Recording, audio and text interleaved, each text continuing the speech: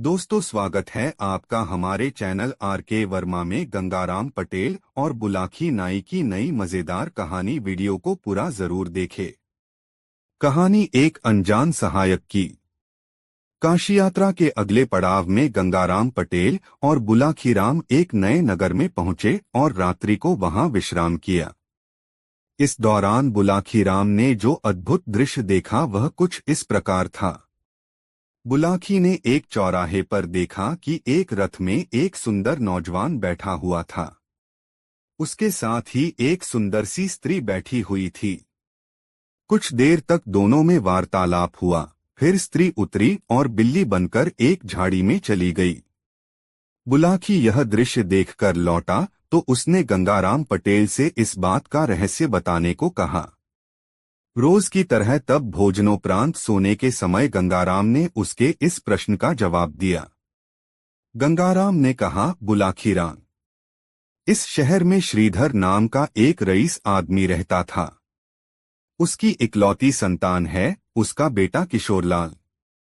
श्रीधर ने अपने एक घनिष्ठ मित्र की बेटी सौदामिनी के साथ उसका रिश्ता बचपन में ही तय कर दिया था। किशोर और सौदामिनी की शादी मात्र वर्ष 5 की आयु में ही हो गई। श्रीधर का विचार था कि जब उसका बेटा युवा हो जाएगा तो उसका गौना कराकर बहू को घर में ले आऊंगा। वक्त गुजरता गया। किशोर की उम्र 18 वर्ष की हो गई। तब एक दिन श्रीधर ने बहू का गौना कराने के लिए किशोर को उसकी ससुराल भेजा। बहू को लाने के लिए किशोर रथ सजाकर अपने नगर से निकला। अभी उसका रथ नगर से निकल भी न पाया था कि न जाने किधर से एक काली बिल्ली प्रकट हुई और उसका रास्ता काटकर झाड़ियों में लोप हो गई। यात्रा पर अथवा किसी शुभ कार्य के लिए जाते समय यदि बिल्ली रास्ता काट जाए तो उसे हमारे समाज में एक अपशगुन माना जाता है। इसलिए किशोर ने अपशगुन हुआ जान रथ मोड़ लिया और वापस लौट आया। अगले दिन वह जब ससुराल के लिए फिर से रवाना हुआ तो उसी स्थान पर फिर से वही काली बिल्ली रास्ता काट गई। यह देखकर किशोर उस दिन भी नहीं गया और रथ को पुनः लौटा लाया। तीसरे दिन जब वह फिर से उसी स्थान पर पहुंचा तो इस बार बहुत सतर्क था। उसने चाबुक तैयार कर रखा था। वह सोच रहा था कि इस बार वह बिल्ली दिखाई दी तो उसे छोड़ेगा नहीं, उसकी चमड़ी उधेड़कर ही दम लेगा। लेकिन इस बार उसे वह बिल्ली दिखाई ही न दी। बिल्ली के स्थान पर उसने एक अपूर्व सुंदरी वहां खड़ी देखी। रथ जब समीप पहुंचा तो उस रूपसी ने किशोर से आग्रह किया, श्रीमान, क्या आप नवलगढ़ जा रहे हैं? हाँ, किशोरलाल ने कहा, जा तो वहीं रहा हूं। पर आप यह बात क्यों पूछ रही हैं? बात यह है कि मुझे भी उसी ओर जाना है, उस रूपसी ने कहा। यदि आप अपने रथ में मुझे भी स्थान दे दें तो मैं आपकी आभारी रहूंगी। आभार कैसा? रथ तो खाली है, आप शौक से मेरे साथ यात्रा कर सकती हैं, किशोर ने कहा। युवती रथ में आ बैठी। किशोर ने रथ आगे बढ़ा दिया। रास्ते में दोनों में आपस में बातें होती रहीं। किशोर ने उसे बता दिया कि विवाह के 13 वर्ष बाद आज वह अपनी पत्नी का गौना कराने के लिए अपनी ससुराल जा रहा है। यह सुनकर युवती थोड़ा गंभीर हो गई और उससे बोली, सुनो युवक, मुझे तंत्र विद्या का कुछ कुछ ज्ञान है। इस थोड़े से अरसे में मैंने तुम्हारे चेहरे का अध्ययन करके यह निष्कर्ष निकाला है कि शीघ्र ही तुम किसी मुसीबत में फंसने के लिए जा रहे हो। कैसी मुसीबत? किशोर ने आश्चर्य से पूछा। मुसीबत कैसी होगी यह तो मैं तुम्हें अभी नहीं बता सकती, युवती बोली, पर इतना अवश्य कह सकती हूँ कि तुम्हारे प्राण जाने का भय है। तुम्हारा कोई बहुत ही घनिष्ठ व्यक्ति तुम्हारी मौत का कारण बन सकता है। यदि ऐसा है तो क्या तुम उसका कोई निराकरण सुझा सकती हो? किशोर ने पूछा। निराकरण तो मुझे भी कोई सुझाई नहीं दे रहा, युवती बोली। हाँ, यदि तुम सतर्कता बरतो तो संभव है उस बिन बुलाई आपत्ति से तुम्हें छुटकारा मिल जाए। देखो, यह मत सोचना कि मैं तुम्हें डरा रही हूँ या तुम्हें अपनी ससुराल जाने से हतोत्साहित कर रही हूँ। सच बात तो यह है कि मेरे इल्म के मुताबिक तुम्हें सारा भय अपनी ससुराल में ही है। इसलिए वहां जब तक ठहरो बेहद सावधान रहना। भोजन जब करो अपने साथ किसी अपने प्रिय व्यक्ति को भी साथ खिलाना, और यदि तुम्हें अकेले ही भोजन करना पड़े तो उसमें से पहला ग्रास निकालकर किसी कुत्ते या बिल्ली को जरूर खिलाना। तदोपरांत ही ग्रास मुंह में डालना। पानी पीते समय इस बात का जरूर ध्यान रखना कि जल शुद्ध भी है या नहीं। यदि जल का रंग कुछ बदला हुआ सा देखो या जल में तुम्हें किसी किस्म की कोई गंदगी नजर आए तो उस जल का उपयोग हरगिज मत करना। इन बातों पर गौर करोगे तो उस अनचाही विपत्ति से बहुत हद तक तुम्हें सुरक्षा मिल सकती है। धन्यवाद देवी, किशोर ने कहा, मैं आपकी हिदायतों पर जरूर अमल करूंगा। तब तक युवती का गंतव्य स्थल आ चुका था। वह युवती तो किशोर को वहां तक लाने का धन्यवाद देकर वहीं उतर गई और किशोर अपने गंतव्य की ओर चला गया। किशोर अपनी ससुराल में पहुंचा तो उसका भरपूर स्वागत हुआ। सास-ससुर ने उसकी बलैया ली। छोटे साले ने झुककर उसके चरण छुए, लेकिन पति के आगमन की बात सुनकर उसकी पत्नी सौदामिनी के दिल पर तुषारपात हो गया।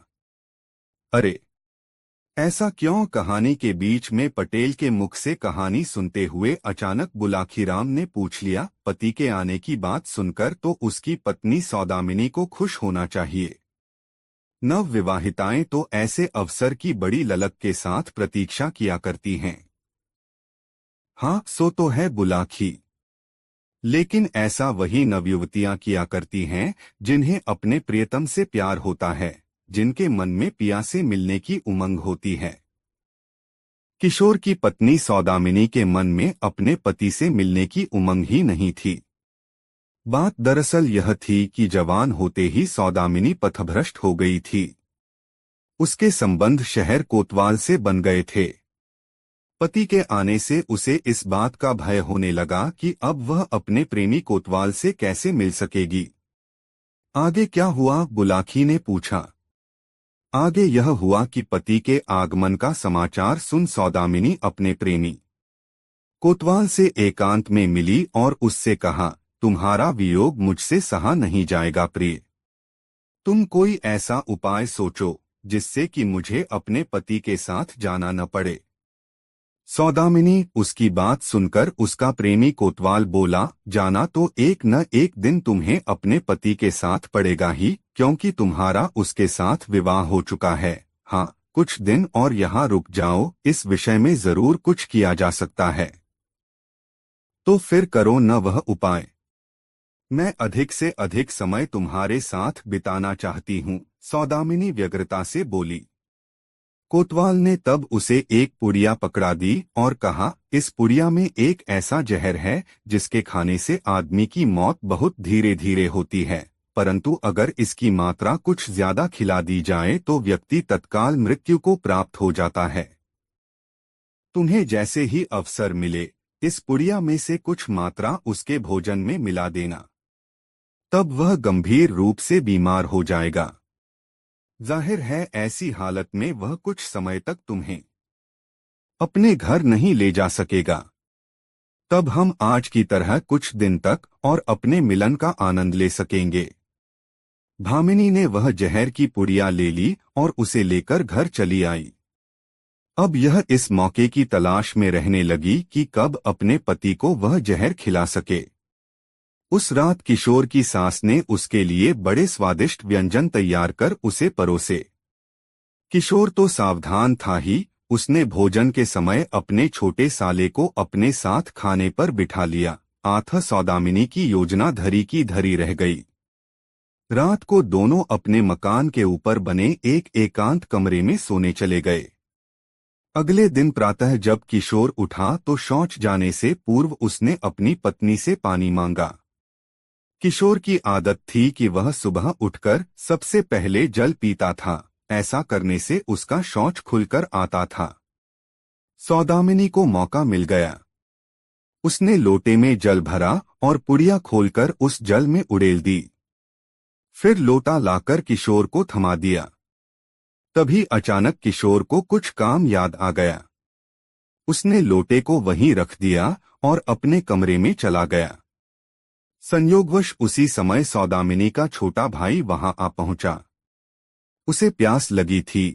जब उसने लोटे में जल भरा देखा तो बिना किसी हिचकिचाहट के लोटे का सारा जल पी लिया।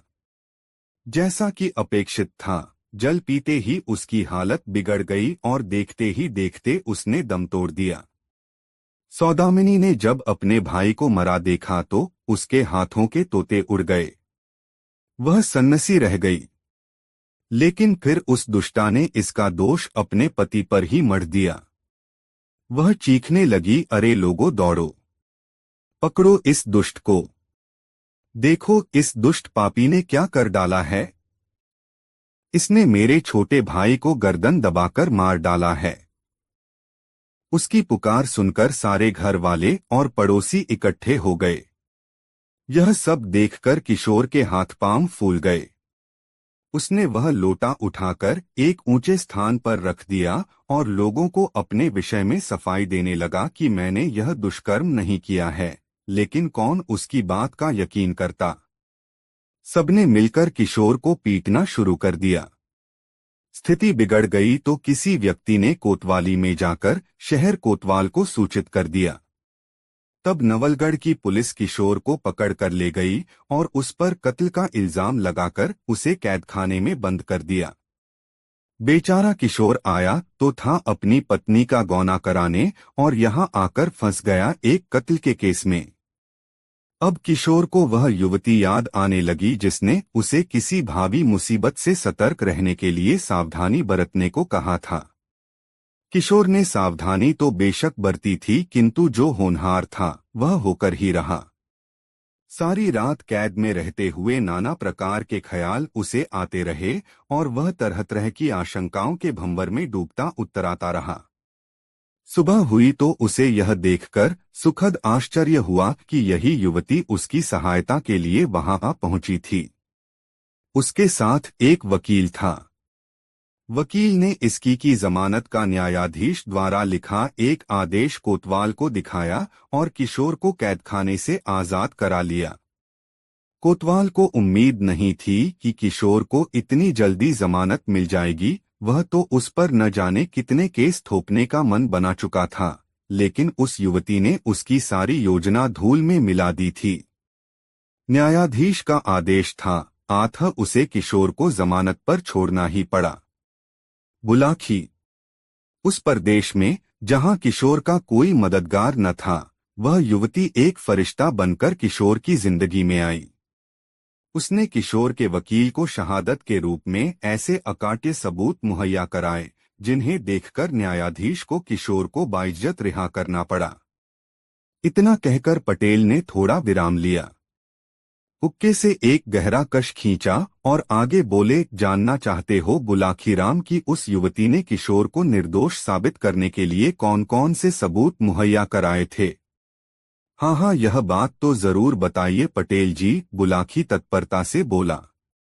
तो सुनो, पहला सबूत तो उस युवती ने यह उपलब्ध कराया कि उसने सौदामिनी के मृत भाई की शारीरिक जांच करवाई।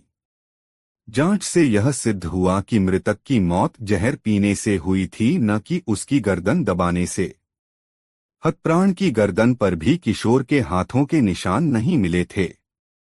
दूसरे, उस लोटे में भरे जल का भी परीक्षण कराया जिसके पीने से मृतक की मौत हुई थी। लोटे में अभी भी कुछ जल शेष रह गया था। उसके परीक्षण से यह सिद्ध हो गया कि लोटे में भरे उस जल में वह पुड़िया भी बरामद हो गई जिसमें जहर रखा गया था। पुड़िया में जहर का कुछ अंश अब भी शेष था। परीक्षण से साबित हो गया कि यह वही जहर था जिसके कारण हतप्राण को अपने प्राणों से हाथ धोने पड़े। जब और भी विस्तृत जांच की गई तो यह भी पता चल गया कि जहर स्वयं सौदामिनी ने किशोर के लोटे के जल में डाला था। यह भी पता चल गया कि वह जहर की पुड़िया उसे किसने उपलब्ध कराई थी। तो कोतवाल भी संदेह के घेरे में आ गया और सौदामिनी और उसके अवैध संबंधों की जानकारी भी प्रकाश में आ गई। इस पर न्यायाधीश ने सौदामिनी को गिरफ्तार करने और कोतवाल को उसकी मदद करने के आरोप में उसके विरुद्ध जांच करने के आदेश जारी कर दिए। यह सब इतनी तेजी से हुआ कि मात्र 14 दिन में ही सारा केस हल हो गया।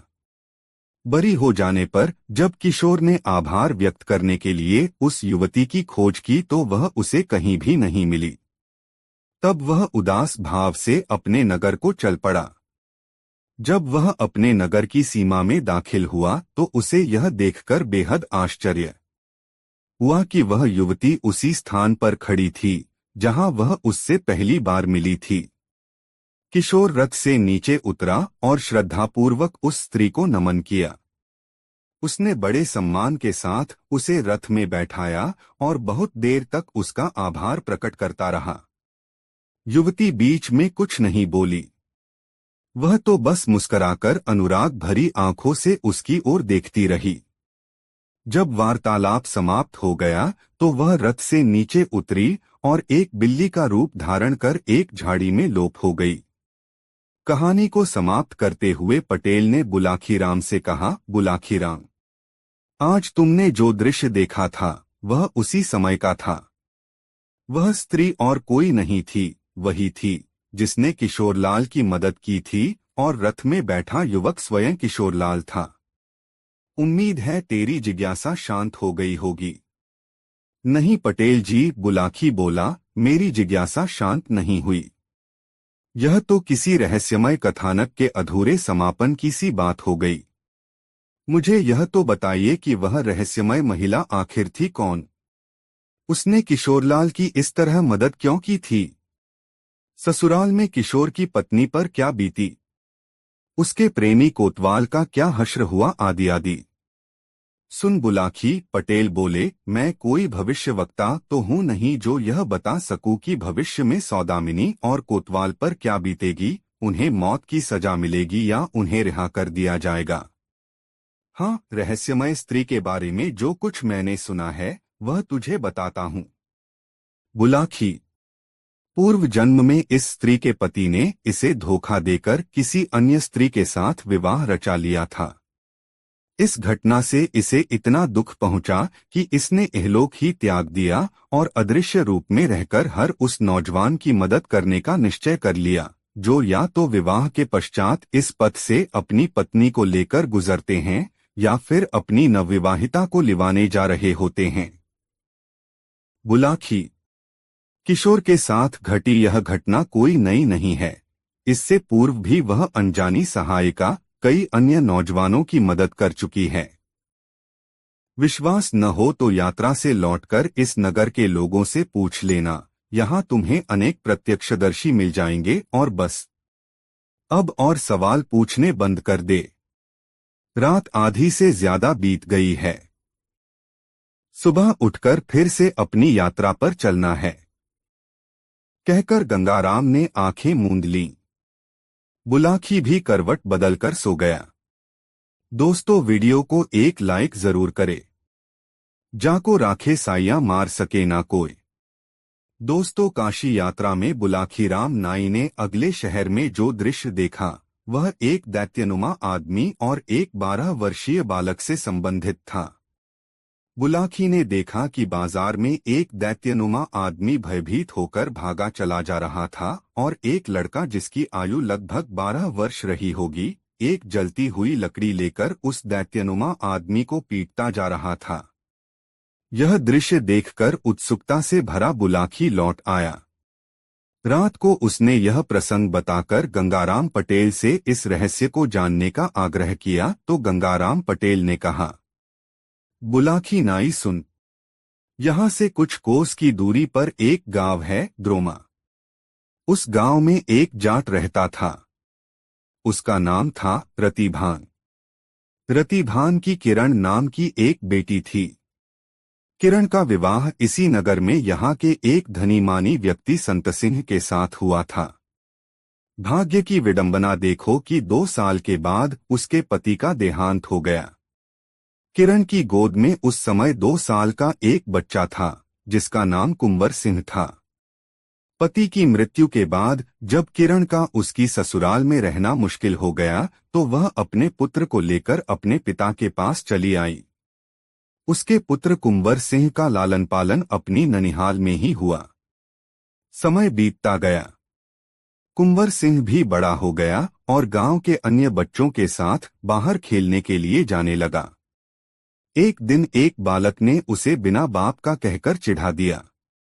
तब उसने उस बालक की पिटाई कर डाली और घर आकर अपनी माता से आग्रह करने लगा कि वह उसके पिता का नाम उसे बताए, यह भी बताए कि इस समय वह कहाँ है।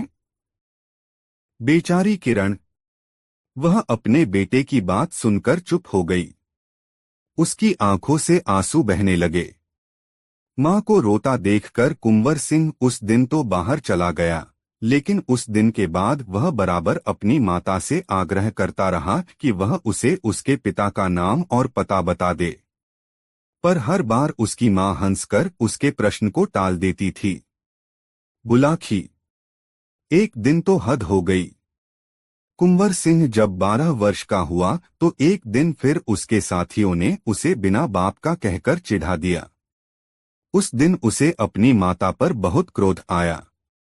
वह घर पहुंचा और अपनी माता से बोला, मां, आज तुम्हें बताना ही होगा कि मेरे पिता कौन हैं। अगर तुमने यह बात मुझे न बताई तो मैं अपनी जीवन लीला ही समाप्त कर लूंगा। अपने लाडले की इस धमकी को सुनकर किरण घबरा गई, फिर भी उसने बात को संभालने की कोशिश की और कहा, बेटा, तुझे बताया तो कि इस समय मेरे पिता ही तेरे सरपरस्त हैं। वे तुझे प्यार भी तो पुत्र जैसा ही करते हैं, इसलिए तू उन्हें ही अपना पिता समझ। नहीं मां, मैं अपने नाना को अपना पिता कैसे मान लूं? मैं तो अपने उस पिता का नाम जानना चाहता हूं जिनकी मैं संतान हूं, जिनके अंश से मेरा जन्म हुआ है। बेटा अपनी जिद पर अड़ गया तो मां को आखिर झुकना ही पड़ा। उसने कहा, नहीं मानता तो बेटा सुन, तेरे पिता का नाम था संत सिंह। अब से लगभग 14-15 वर्ष पूर्व मेरा उनके साथ विवाह हुआ था, परंतु जब तेरी आयु मात्र 2 वर्ष की थी तब एक दिन उनका देहांत हो गया। उनकी मृत्यु की क्या वजह थी मां? क्या वे गंभीर रूप से बीमार हो गए थे? नहीं मेरे लाल, उनकी मृत्यु स्वाभाविक रूप से नहीं हुई थी, उन्हें एक प्रेत ने मार डाला था। प्रेत ने? लड़के ने आश्चर्य से पूछा, प्रेत ने उन्हें कैसे मार डाला मां? क्या बताऊं बेटा, तेरे पिता का भरा पूरा परिवार था, खूब धन दौलत थी उनके पास, एक बहुत बड़ी हवेली थी, लेकिन दैवयोग से उस परिवार को ग्रहण लग गया। न जाने कैसे उस मकान में एक दिन एक प्रेत प्रकट हो गया। उस प्रेत ने एक एक करके परिवार के सभी लोग मार डाले। जब तेरा जन्म हुआ तो मैंने तेरे पिता से उस प्रेतग्रस्त हवेली को छोड़ देने के लिए बहुत प्रार्थना की, किंतु वह नहीं माने। दरअसल उन्हें भूत प्रेतों जैसी बातों पर यकीन ही नहीं था। फिर हुआ यह कि एक दिन वह भी उस प्रेत का शिकार बन गए। तब मैं बहुत घबरा गई और उस हवेली को बंद करके तुझे लेकर यहाँ चली आई। यही तेरा लालन पालन हुआ और अब भी हो रहा है। यह है सारी कहानी। अपनी माता के मुख से यह कहानी सुनकर कुंवर सिंह के मन में बहुत क्षोभ पैदा हुआ। उसने अपनी माता से कहा, हे मां, तू मुझे उस हवेली की चाबी दे दे। मैं वहां जाकर यह देखना चाहता हूं कि वह प्रेत कैसा है जिसने हमारे सारे परिवार को मार डाला है। ना बेटा ना, पुत्र की बात सुनकर घबराई हुई मां ने कहा, मैं तुझे वहां नहीं जाने दूंगी। तू वहां गया तो वह प्रेत तुझे भी मार डालेगा। मैं तुझे खोना नहीं चाहती बेटा। देखो मां, मैं यह निश्चय कर चुका हूं कि उस हवेली में जाऊंगा जरूर। तू मुझे खुशी खुशी जाने की आज्ञा देगी तो ठीक है, नहीं तो मैं तुझसे पूछे बगैर ही यहां से चला जाऊंगा। इसीलिए कह रहा हूं कि उस हवेली की चाबी मुझे दे दे। तेरा आशीर्वाद मेरे साथ रहेगा तो मैं उस प्रेत पर तो क्या, महाप्रेत पर भी विजय प्राप्त कर लूंगा। बेटे की जिद के आगे मां हार गई।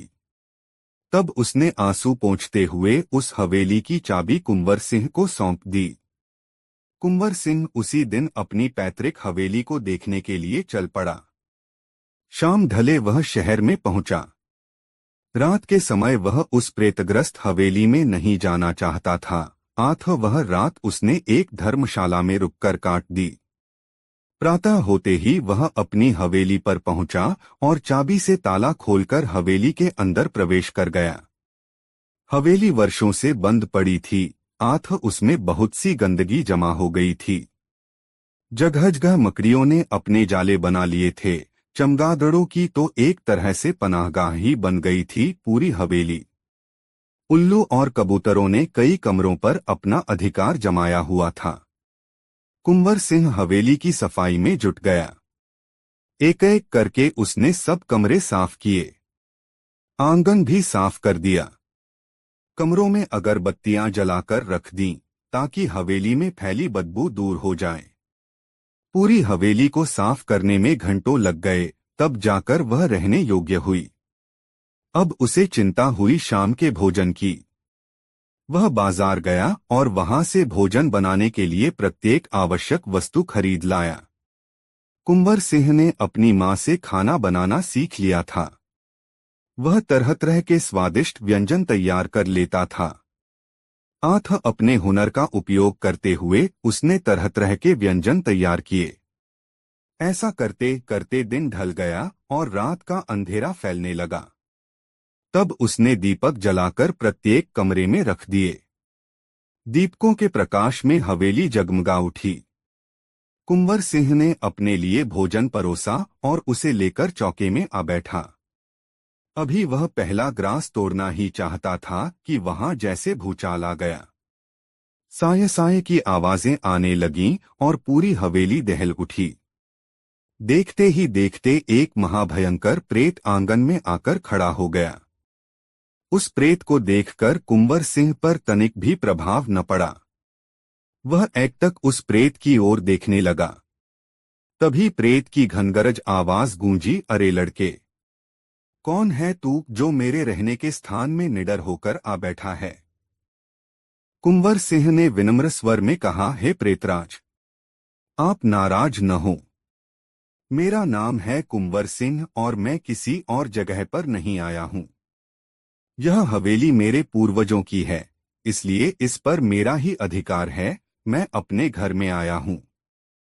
अच्छा, तो तू है इस हवेली का उत्तराधिकारी? प्रेत गर्जा, तेरे परिवार के तो सभी लोगों को एक एक करके मैंने समाप्त कर दिया था। अब तू खुद ही मरने के लिए यहाँ आ पहुँचा है, तो तुझे भी नहीं छोड़ूंगा। आज ही तुझे मार डालूंगा। जरूर मार डालना, लड़का बोला, पर आज आप मेरे मेहमान हैं। विराजिए और मेरे साथ भोजन कीजिए। मैंने अपने हाथों से ये सारे व्यंजन तैयार किए हैं। आप इन स्वादिष्ट व्यंजनों का आनंद लीजिए। मुझे ये घासपात खाना अच्छा नहीं लगता। मुझे तो चाहिए ताजा खून। तेरे इन व्यंजनों में मेरी कतई दिलचस्पी नहीं है, प्रेत बोला। अरे प्रेत महाशय, आप चखकर तो देखिए। अच्छा न लगे तो मत खाना। ठीक है, देखता हूँ चखकर। पर मुझे यह भोजन खिलाकर तू ये मत समझ बैठना कि मैं तुझ पर रहम खाकर तुझे बख्श दूंगा। मारूंगा तो मैं तब भी तुझे, लड़का हंसा। बोला, हाँ हाँ मार देना, पर पहले मेरे साथ भोजन तो कर लो। भूखे पेट तो आपको मुझे मारते भी नहीं बनेगा। वह कहावत सुनी है न आपने, भूखे भजन न होय गोपाला। लड़के, तू बहुत बोलता है। प्रेत थोड़ा सा नरम पड़ा, लापरोस। देखूं कि वाकई खाना अच्छा बनाया है या सिर्फ अपने मुंह मियां मिट्टू बन रहा है। कुंवर सिंह ने तब उस प्रेत के लिए भी भोजन परोस दिया। भोजन वाकई स्वादिष्ट था। प्रेत ने ऐसा भोजन पहले कभी नहीं खाया था। उसने एक बार जो भोजन खाना शुरू किया तो सारा भोजन समाप्त करके ही दम लिया। खूब चटखारे ले लेकर प्रेत ने सारे व्यंजन खाए।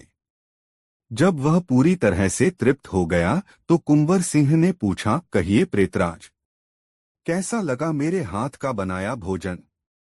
बहुत बढ़िया, अति स्वादिष्ट। लड़के, तेरे हाथों में तो जादू है। कहाँ से सीखा तूने इतना बढ़िया खाना बनाना? प्रेत ने पूछा। मेरी माँ ने सिखाया है मुझे, प्रेतराज, लड़के ने गर्व से कहा। अब मेरे लिए क्या आज्ञा है? क्या मैं स्वयं को पेश करूं ताकि आप मुझे खाकर संतुष्ट हो सकें? नहीं भई, प्रेत बोला, अब मैंने अपना इरादा बदल दिया है। तुम यहीं रहो मेरे दोस्त बनकर। मैं तुम्हें नहीं मारूंगा, पर प्रतिदिन तुम्हें मुझे ऐसे ही स्वादिष्ट व्यंजन बनाकर खिलाने होंगे। हाँ हाँ, क्यों नहीं, जरूर बनाकर खिलाऊंगा, लड़के ने उत्तर में कहा। तो बुलाखी राम, उस दिन से उस प्रेत और कुंवर सिंह में सुलह हो गई। दोनों उसी हवेली में रहने लगे। प्रेत दिन में तो अन्य प्रेतों के पास चला जाता था और रात को रहने के लिए हवेली में आ जाता था। लड़का यह जानने के लिए उत्सुक रहने लगा कि पता तो लगाऊं कि यह प्रेत दिन में कहाँ चला जाता है। एक रात उसने भोजन के समय उस प्रेत से पूछ ही लिया, प्रेतराज, आज मैं आपसे एक बात पूछना चाहता हूँ, बताएंगे? पूछो, प्रेत ने विनोद भरे स्वर में कहा। आप सारे दिन कहाँ रहते हैं? अरे भाई, हम भूत प्रेतों की एक अलग ही दुनिया है। हमारे कार्य और क्षेत्र निर्धारित रहते हैं। मानवों की तरह हमें भी अपने उन कार्यों को निर्वहन करना होता है। आपके जिम्मे कौन सा कार्य है? आजकल मैं धर्मराज की सेवा में नियुक्त हूँ। वह जैसा आदेश देते हैं मैं वैसा करता हूँ।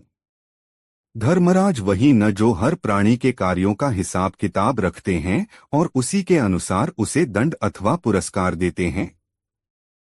हाँ भाई, वही धर्मराज।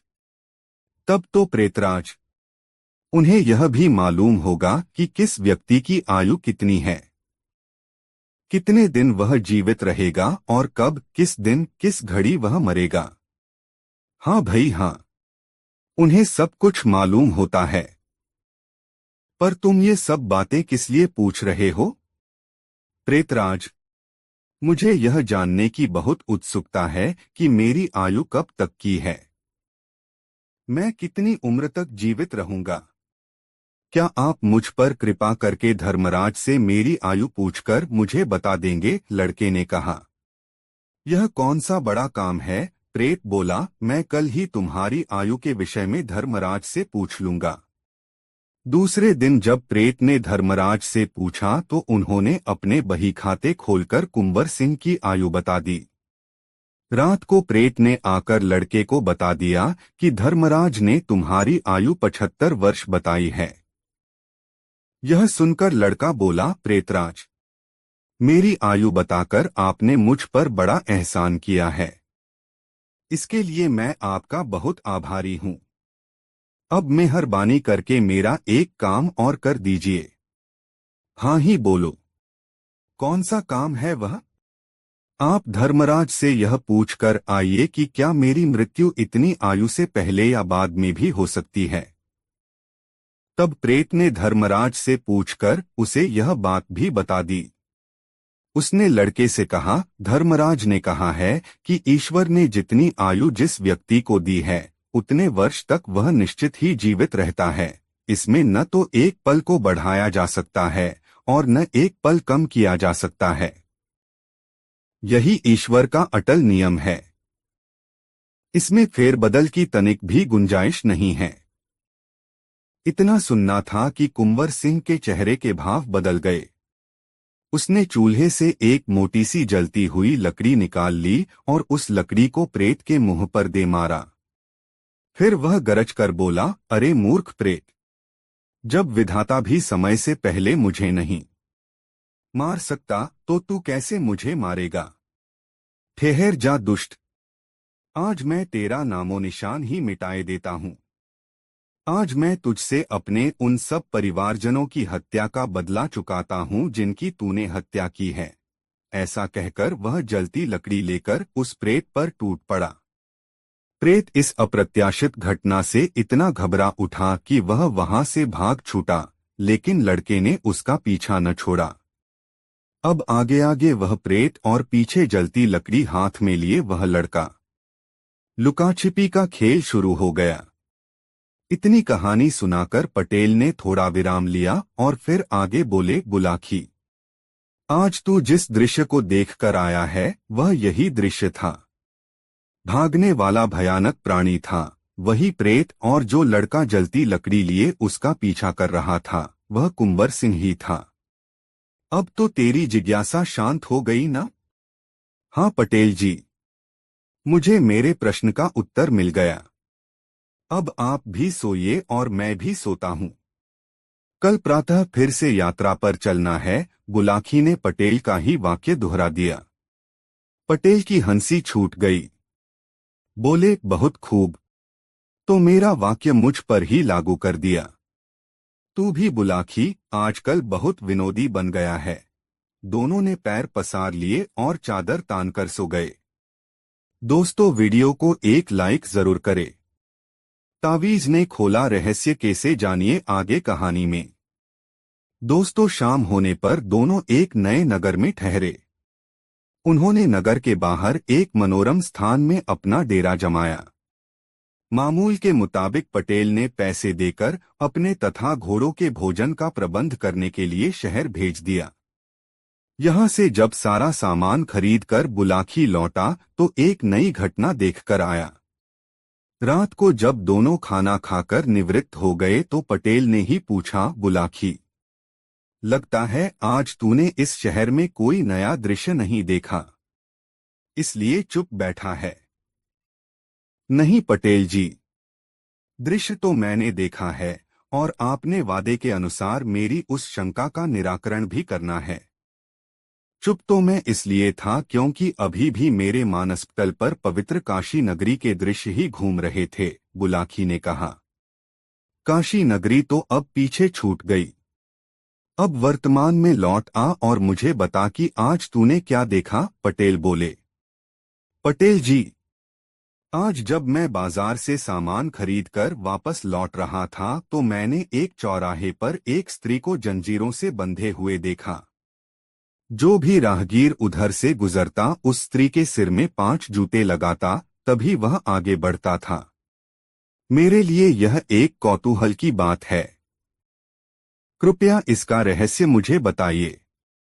तो सुन बुलाखीराम, पटेल ने कहा, इस घटना के पीछे एक कहानी है जो इस प्रकार है। इस नगर के राजा का नाम चंद्रदत्त है। उसकी 3 रानियां थीं, माला, रूपा और पद्मा। माला सबसे बड़ी थी, अतः उसे पटरानी का पद प्राप्त था। राजा के कोई संतान नहीं थी। वह संतान प्राप्ति के लिए बहुत उत्सुक था। दोनों छोटी रानियों से उसने विवाह भी इस कारण ही किया था, जिससे कि वे अपनी कोख से किसी संतान को जन्म दे सकें, पर अफसोस की बड़ी रानी की तरह दोनों छोटी रानियों को भी कोई संतान न हो सकी। राजा ने अनेक वैद्य हकीम और मंत्रतंत्र करने वाले पीर फकीरों को तीनों रानियों को दिखाया। अंततः उसकी इच्छा पूर्ण हुई। बड़ी रानी को गर्भ रह गया। जब बड़ी रानी माला गर्भवती हो गई तो दोनों छोटी रानियों को उससे ईर्ष्या पैदा हो गई। उन्हें यह लगने लगा कि अब बड़ी रानी का तो राजा की निगाहों में सम्मान और भी बढ़ जाएगा, जबकि हम दोनों उपेक्षित हो जाएंगी। ऐसा विचार कर दोनों ने एक कुचक्र रचा।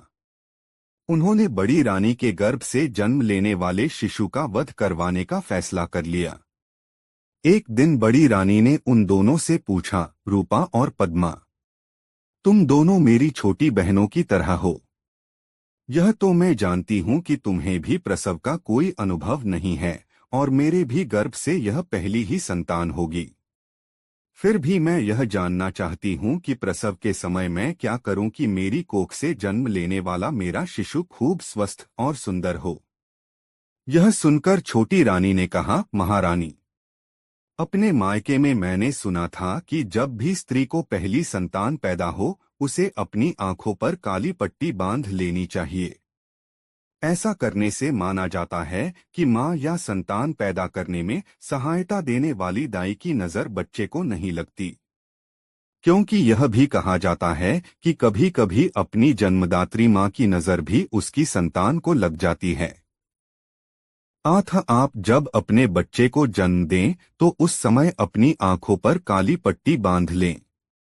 बड़ी रानी ने सोचा कि इतने दिन अपने शिशु को मैंने गर्भ में धारण किया है, पैदा होते ही यदि उसे मेरी नजर लग गई तो यह तो बहुत बुरी बात होगी। उसने प्रसव के समय अपनी आंखों पर काली पट्टी बंधवाने का फैसला किया। उसने दोनों छोटी रानियों को भी बता दिया, वी जैसे ही मुझे प्रसव वेदना शुरू होगी उसी दिन मैं अपनी आंखों पर काली पट्टी बंधवा लूंगी। बड़ी रानी के ऐसे विचार जानकर दोनों रानियों ने दाई को धन देकर उसे खरीद लिया। उन्होंने दाई से कहा, महल या महल से बाहर किसी ऐसी स्त्री की खोज करो जिसको रानी के समय में ही बच्चा पैदा हो। 1-2 घंटा आगे पीछे भी हो तो भी चलेगा, हम तब तक स्थिति को संभाले रहेंगी। फिर जैसे ही उस स्त्री को बच्चा पैदा हो, तुम वह बच्चा रानी के बच्चे से बदल लेना। इसके लिए जो पुरस्कार तुम्हें हमसे अब तक मिला है, उससे भी बड़ा पुरस्कार मिलेगा। और धन मिलने के लालच में दाई ऐसा करने को तैयार हो गई। संयोगवश उस स्त्री को उसी समय एक मरा हुआ बच्चा पैदा हुआ। जब रानी ने अपने पहले शिशु को जन्म दिया, तब उस दाई ने उस स्त्री का मरा हुआ बच्चा लाकर रानी के पास रख दिया और उसका जीवित बच्चा वहां से उठा ले आई। फिर उसने प्रचारित कर दिया कि रानी की कोख से एक मरा हुआ बच्चा जन्मा है। रानी की आंखों पर पट्टी बंधी थी, वह दाई की इस साजिश को देख नहीं पाई। राजा को जब पता चला कि रानी ने एक मृत बालक को जन्म दिया है तो उसे बेहद दुख पहुंचा, किंतु अब हो भी क्या सकता था। उसने अपने प्रारब्ध का दोष मानकर सब्र कर लिया।